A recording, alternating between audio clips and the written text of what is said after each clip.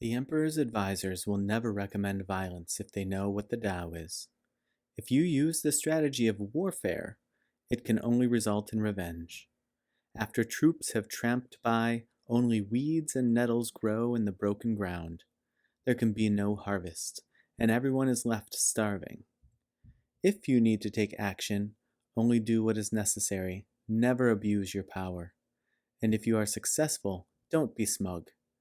If you are a success, don't trumpet it. If you think you've won, never overdo it. Those who use force soon end up without it, and this is not the way.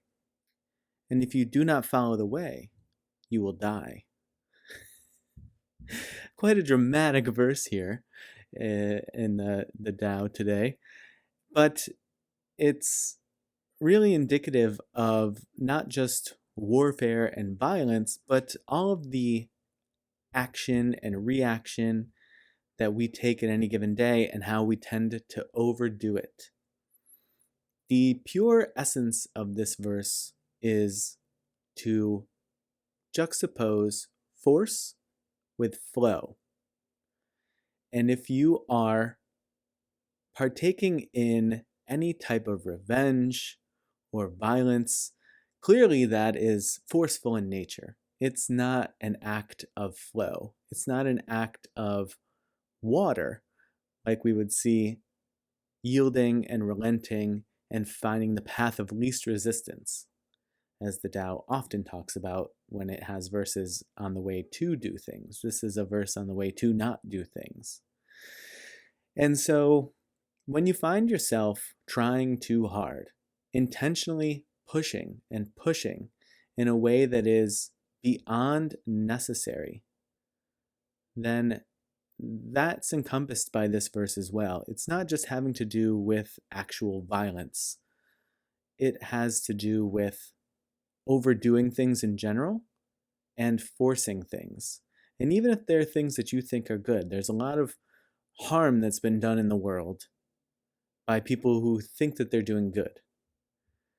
And I'm sure you can think of all of the peacekeeping missions and liberations and fueled revolutions that have taken place throughout the world, and those will be held up as examples of, we're bringing you democracy, and if you don't want to accept it, then we will shoot you.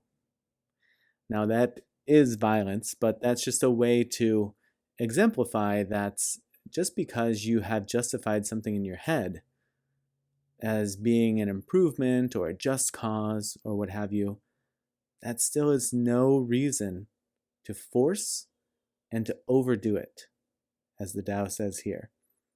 And so we have to have this expansive view of these concepts. You can't just behold them in a tiny bubble, such as warfare or something of that nature. This has to be taken into account in our daily mundane life. And so as you're eating breakfast, you should be thinking, don't overdo it. As you're having a simple conversation, or as you are deciding on birthday gifts to purchase for somebody, you should be thinking, don't force and don't overdo this. It's unnecessary. Flow with what comes naturally and follow the Tao in that way. And lastly, if you do find yourself on the fortunate end of some good graces, and maybe you've undertaken something that was challenging, and maybe it took a long time to accomplish, and you were successful in it, as the Tao says here, and actually as it said in the last verse as well, don't be smug. In the last verse it was talking about don't be proud. Don't trumpet it. If you've won, never overdo it. Be humble, as the last verse said, in victory. And in this way, you are detached from the feeling of glorification of yourself in a way that is harmful. It may feel good, and it may feel proud and boastful, and that might feel right at a point in time, but just keep in mind that that is a way of forcing and overdoing it. And being able to let go of the fruits of your labor is one of the key components of the Tao. And so letting go of all of the trumpeting that could come when you are successful is the same as letting go of all of the shame and distress that you'll feel anytime that you think that you've failed at something or that something has escaped you.